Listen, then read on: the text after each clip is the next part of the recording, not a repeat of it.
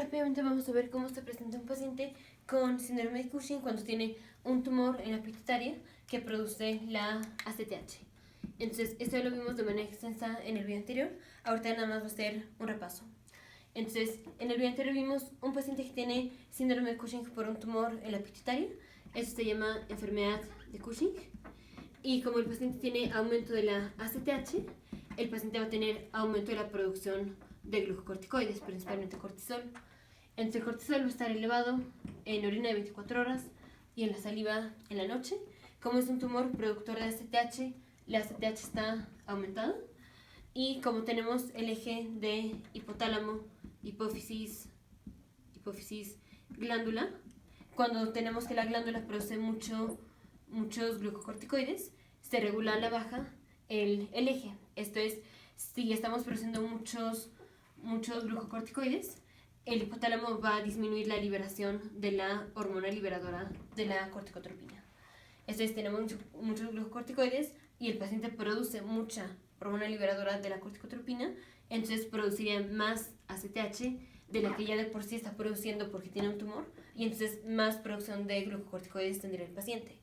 Entonces, si el paciente tiene muchos glucocorticoides, se regula la baja el eje y tenemos una disminución de la liberación de la hormona liberadora de la corticotropina. Entonces, esta va a estar disminuida, pero la ACTH va a estar alta porque es un tumor secretor de la ACTH. Ahora, cuando tenemos un tumor de las células que producen la ACTH, tenemos, digamos, aquí está la pituitaria, aquí están las células, las voy a poner aquí. Aquí están las células. Y las células tienen receptores así igual para los glucocorticoides. Ahora, lo normal es que las células de la pituitaria que producen los glucocorticoides responden a dosis bajas y a dosis altas de glucocorticoides. Esto es, si tenemos dosis bajas de glucocorticoides aquí o dosis altas, se regula la baja el eje y esta célula no produce la ACTH o disminuye la producción de la ACTH. Eso es lo normal. Ahora, si es un paciente que tiene un tumor de la pituitaria, aquí las células que producen la ACTH solo responden a dosis altas de glucocorticoides, pero ya no responden a dosis bajas. Esto es, entonces un paciente tiene un tumor de la pituitaria, aquí están las células de la pituitaria que están produciendo mucha ACTH. Y esta ACTH hace que se produzca cortisol. Si al paciente le damos 1 miligramo de dexametasona, lo normal sería que la dexametasona regula la baja a las células de la ACTH de una persona normal. Y entonces tendríamos supresión de ACTH y esto haría que disminuyeran los niveles de cortisol. Ahora, si es un paciente que tiene un tumor de la pituitaria, no se regulan a la baja la producción de la ACTH cuando tenemos dosis bajas de dexametasona. Entonces, dosis baja de dexametasona no suprime a la ACTH. Y si no suprime a la ACTH, seguimos teniendo niveles elevados de cortisol. Entonces, aquí tenemos una prueba anormal, que es que tenemos aumento de cortisol después de dar la dexametasona, y esto es porque no hubo supresión. Pero cuando damos dosis altas, que son 8 miligramos, estas células tumorales sí responden cuando tenemos dosis altas de glucocorticoides. Entonces se regulan a la baja y ahora sí tenemos supresión de ACTH y entonces disminuye la concentración de cortisol. Entonces, después de dar 8 miligramos de dexametasona, el paciente va a tener una prueba normal porque sí suprime la ACTH ahora que fueron dosis altas. O sea, tenemos una disminución del cortisol. Estudio de imagen.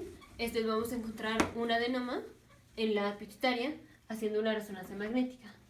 Entonces hacemos resonancia magnética y encontramos un adenoma en la pituitaria.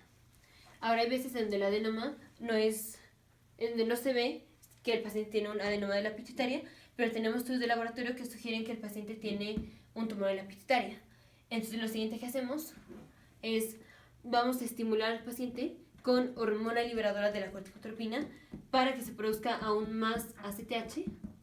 Y entonces lo que hacemos es medir la concentración de ACTH en la sangre y la concentración de ACTH en el seno venoso petroso.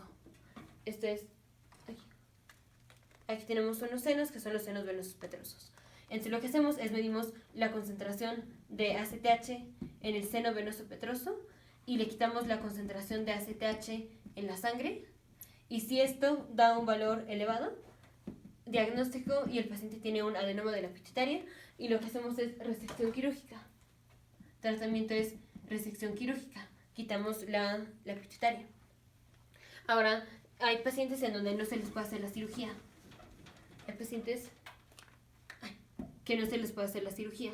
O se les hace la cirugía, pero a pesar de que se les hace la cirugía, se quedaron ciertas células funcionales ahí en el sistema nervioso central. Entonces, ya sea cualquiera de las dos, que no se puede hacer cirugía, o se hace cirugía, pero se quedaron células funcionales, damos un análogo de la somatostatina, que es pasireotida. Y este es un análogo de la somatostatina, y la somatostatina inactiva a cualquier hormona con la que se encuentra. Entonces va a inactivar a la ACTH, y entonces va a disminuir la producción de cortisol.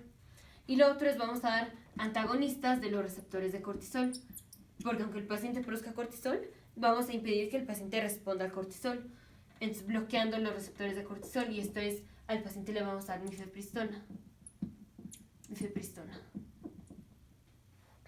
Ahora, otra cosa clásica que va a tener el paciente con síndrome de Cushing por el hecho de que tiene mucha producción de ACTH es, recordemos que cuando se produce el ACTH, también se produce la hormona estimulante de los melanocitos. Y entonces el paciente va a tener hiperpigmentación por esta hormona. Y cuando al paciente le hacemos la cirugía de que le quitamos la pituitaria, ya el paciente no va a poder producir ACTH. O sea, salvo que se haya quedado una célula tumoral. Pero si no se quedó la célula tumoral, el paciente ya no va a poder producir ACTH. Entonces hay que dar hormonas de reemplazo. Nos vemos en el siguiente video, futuros médicos, científicos e ingenieros.